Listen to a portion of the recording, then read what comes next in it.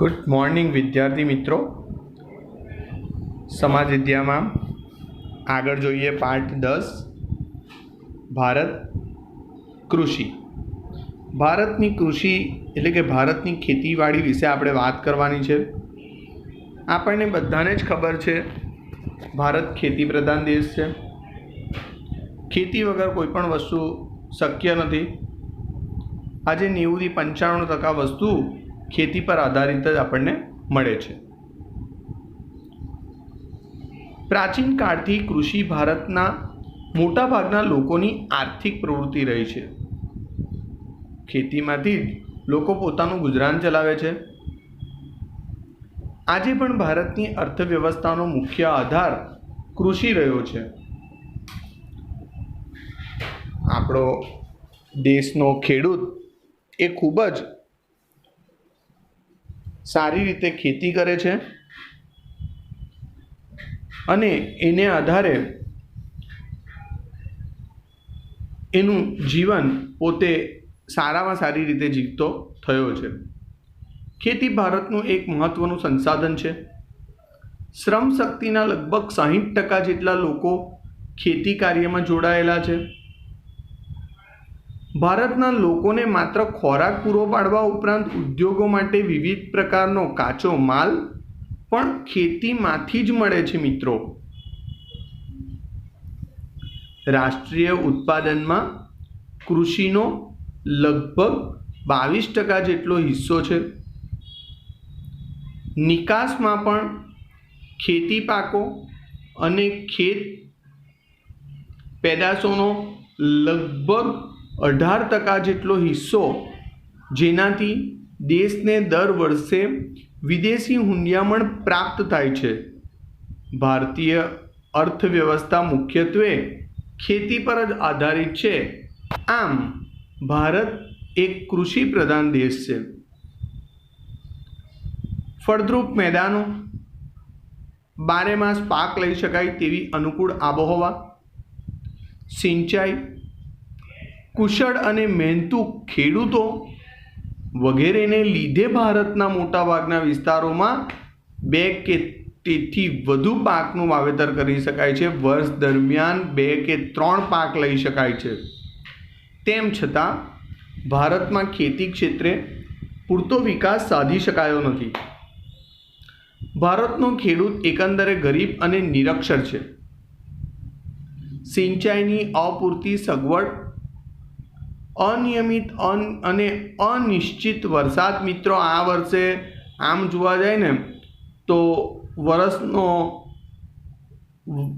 વરસનો જે વરસાદ પડવો જોઈએ એનાથી વધારે વરસાદ આ વર્ષે આખા ગુજરાત રાજ્યનો પડી ગયો છે, બલકે એનાથી વધારે.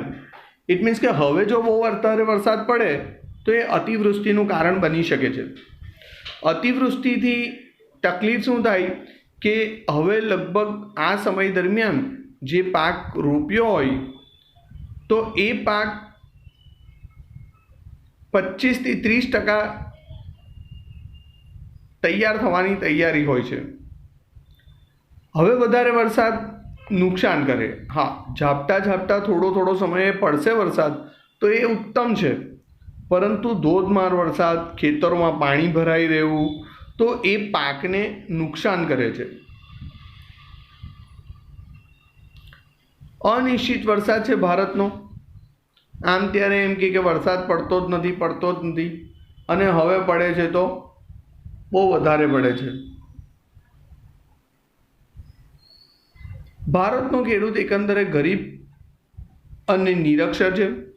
સિંચાઈની અપૂરતી સગવડ છે આપણે ત્યાં, અનિયમિત અને અનિશ્ચિત વરસાદ છે, સાથે વસ્તી વધારે છે ઘરમાં, કુટુંબનું કદ પણ મોટું છે, નાના કદના ખેતરો છે. કુટુંબ વિસ્તરે તો ખેતરો પણ નાના થતા જાય. કેવી રીતે? દાખલા તરીકે દાદાના 4 છોકરા હોય તો અને એક મોટું ખેતર હોય, તે મોટા ખેતરના 4 સરખા ભાગ કરવા પડે 4 દીકરાઓના. ત્યાર પછી બધા દીકરાઓને પાછા 2 દીકરાઓ હોય તો એ બંનેઓના પાછા અડધા ભાગ થાય. એમને ત્યાં પાછા 1-1 2 દીકરાઓ હોય તો વળી પાછા બબ્બે દીકરા હોય તો બબ્બે ભાગ પાડવા પડે. ટૂંકમાં કહેવાનો અર્થઘટન એ મિત્રો કે આપણે ત્યાં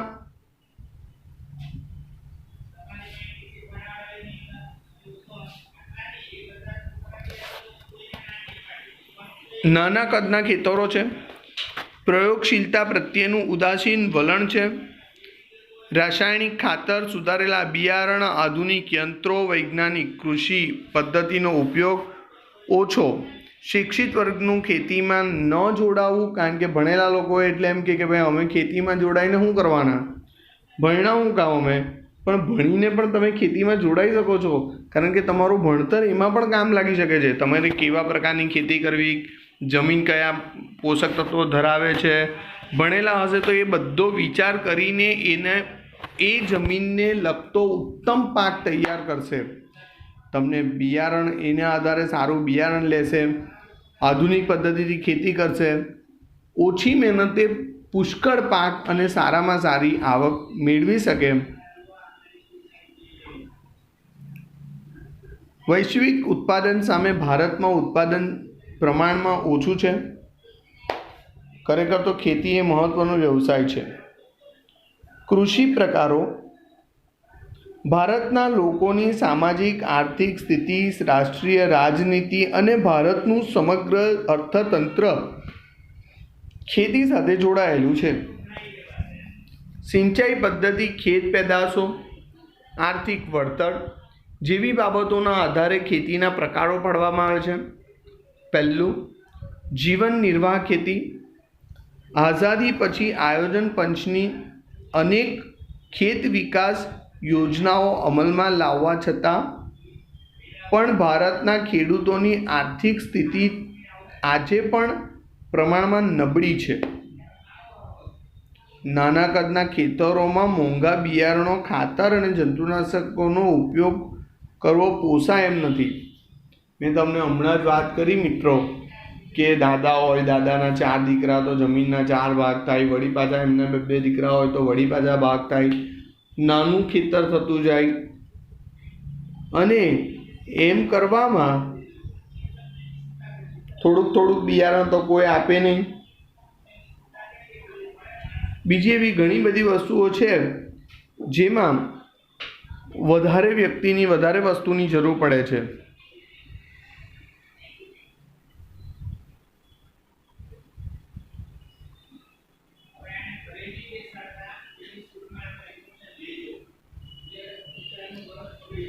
જંતુનાશકનો ઉપયોગ કરવો પોસાય તેમ નથી. ખેતરમાં જતું અનાજનું ઉત્પાદન પોતાના પરિવારના ઉપયોગ જેટલું જ થાય છે, તેના કુટુંબના ભરણ પોષણમાં વપરાઈ જાય છે. તેને જીવન નિર્વાહ ખેતી અને આત્મનિર્વાહ ખેતી તરીકે ઓળખવામાં આવે છે. આપણું ઘરનું ભરણ પોષણ એ જમીનમાંથી થતું હોય તો એને આત્મનિર્વાહ ખેતી અથવા તો જીવન નિર્વાહ ખેતી તરીકે ઓળખવામાં આવે છે. આથી ભારતીય ખેતી આજે પણ મોટાભાગના વિસ્તારોમાં જીવન નિર્વાહની પ્રવૃત્તિ જ ગણાય છે. વાત કરીએ મિત્રો સૂકી ખેતી. વરસાદ ઓછો પડે, સિંચાઈની અપૂરતી સગવડ, માત્ર વરસાદ આધારિત હોય તેવા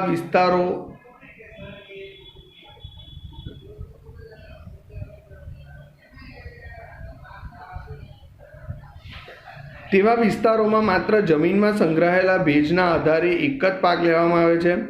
તેને સૂકી ખેતી કહેવામાં આવે છે. અહીં જુવાર, બાજરી અને કઠોળ જેવા પાણીની ઓછી જરૂરિયાતવાળા પાકોની ખેતી થાય છે. ગુજરાતમાં ભાલ પ્રદેશમાં ચોમાસું પૂરું થયા બાદ ભેજવાળી જમીનમાં આ રીતે ઘઉં અને ચણાનો પાક લેવામાં આવે છે.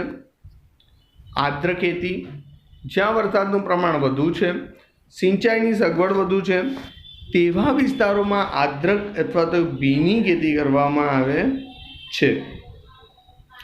વરસાદ ન પડે કે ઓછો પડે ત્યારે સિંચાઈ દ્વારા વર્ષમાં એક કરતાં પણ વધુ પાક લઈ શકાય છે, જેમાં ડાંગર, શેરડી, કપાસ, ઘઉં, શાકભાજીની ખેતી કરાય છે. ફરીથી આર્દ્ર ખેતી, જ્યાં વરસાદનું પ્રમાણ વધુ છે, સિંચાઈની સગવડ પણ વધુ છે તેવા વિસ્તારોમાં આર્દ્ર એટલે કે ભીની ખેતી કરવામાં આવે છે. સ્થળાંતરિત ખેતી. સ્થળાંતરિત ખેતીને આપણે ઝૂમ પદ્ધતિ તરીકે પણ ઓળખવામાં આવે છે. આ પ્રકારની ખેતીમાં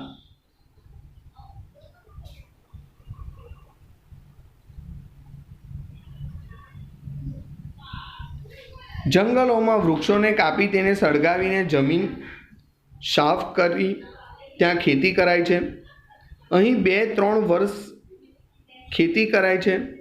જમીનની ફળદ્રુપતા ઘટતા વિસ્તાર છોડી દઈ બીજા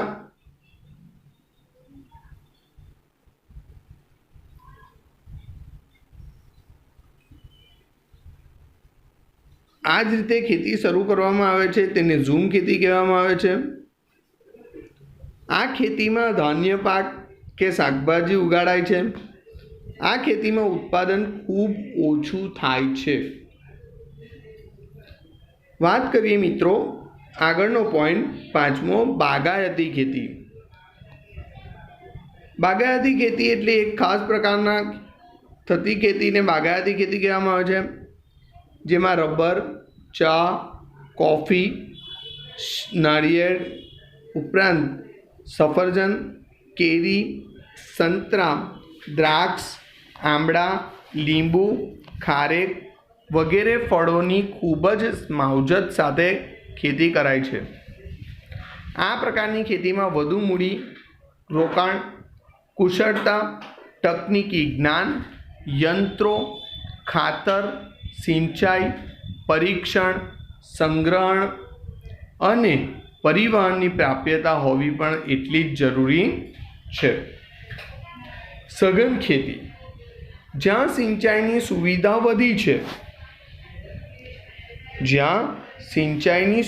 વધી છે ત્યાં રાસાયણિક ખાતરો, કીટનાશકો અને વિવિધ પ્રકારના યંત્રોના વ્યાપક ઉપયોગથી ખેતીમાં યાંત્રિકરણ પણ ચાલી આવ્યું છે. આ પ્રકારે થતી સઘન ખેતી કહેવાય છે. અને આ ખેતીમાં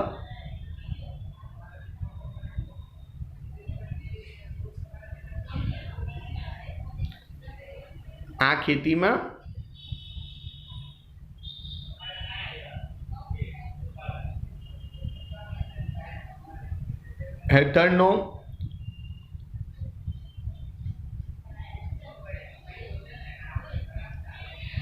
આ ખેતીમાં રોકડિયા પાકોનું વાવેતર વધારે કરાય છે, જેમાં રોકડા રૂપિયા તરત ને તરત મળી શકે એવા પાકોનું વાવેતર વધારે થાય છે. અહીં હેક્ટર દીઠ ઉત્પાદનમાં ખૂબ વધારો થાય છે. આ પ્રકારની ખેતી હેઠળનો વાવેતર વિસ્તાર સતત વધતો જાય છે. ખેતીમાં આર્થિક વળતરને મહત્ત્વ અપાતું હોવાથી તેને વ્યાપારી ખેતી તરીકે પણ ઓળખવામાં આવે છે.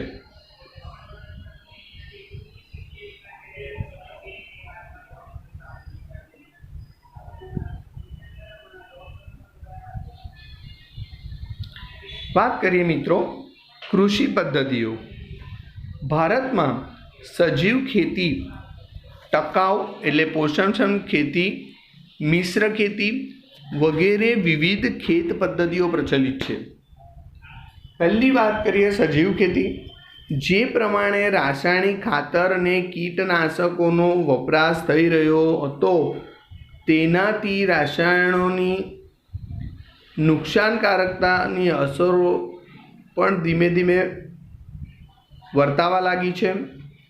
અનાજ, શાકભાજી તથા ફળોમાં રસાયણો અને જંતુનાશકોની હાજરીને લીધે લોકોના સ્વાસ્થ્ય પર તેની વિપરીત અસર થઈ છે. આ જમીનમાંથી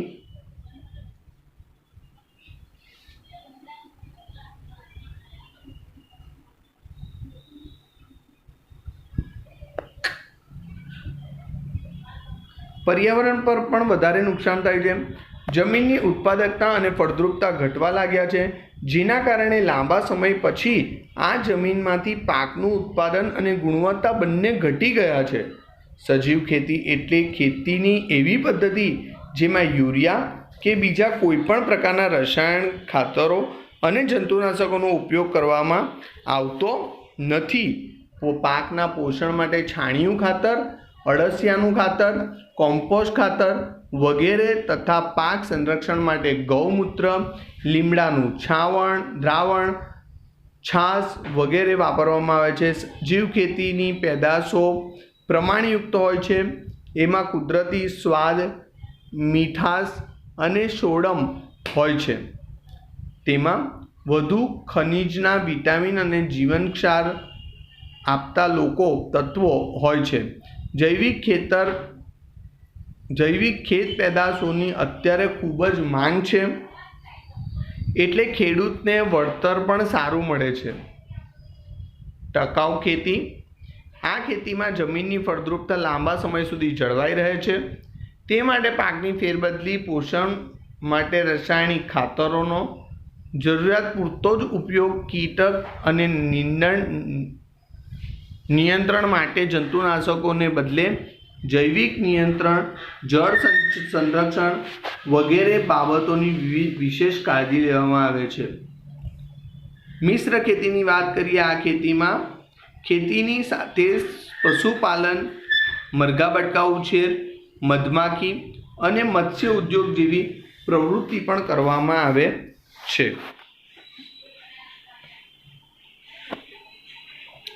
ભારતની કૃષિ પેદાશો.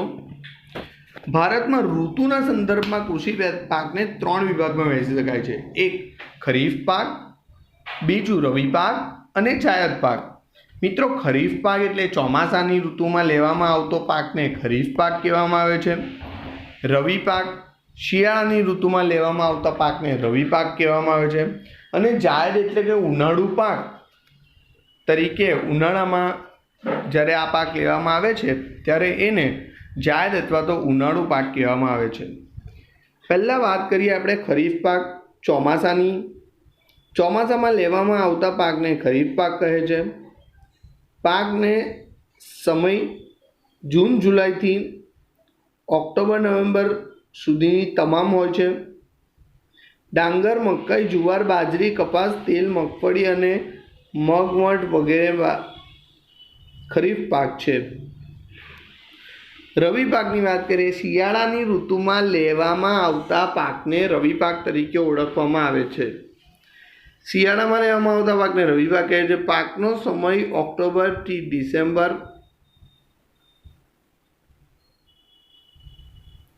રહેશે.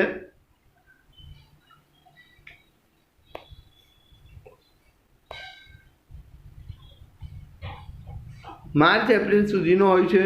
ઘઉં, ચણા, જવ, સરસવ, રાયડો, અળસી વગેરે રવિ પાક છે.